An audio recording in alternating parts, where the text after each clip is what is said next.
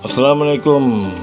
Saya dah tengok dah banyak live berkenaan dengan titah dina bosku ni, yang mana saya dapati mahkamah telah menolak titah dina bosku ni untuk menjalani tahanan di rumah.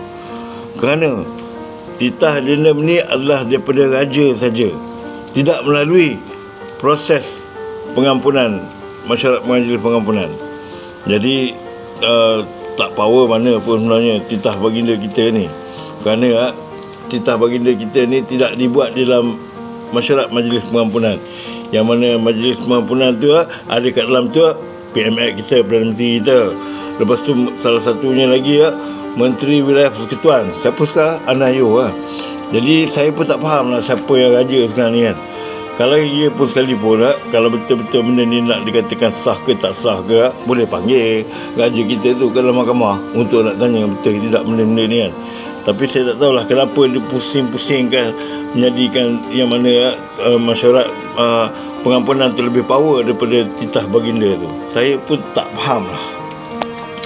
Lagi satu berkenaan dengan parol ni, anak buah saya tu yang duduk dekat penjara penuh tu dah dapat dah kelulusan pihak penjara tahanan di rumah, yang mana dia ni terlibat dengan kes jenayah pergi curi kabel TMB tu kan.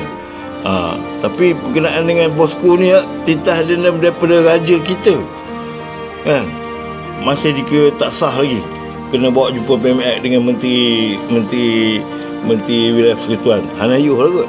Aduh, naya macam ni malas aku. Aduh.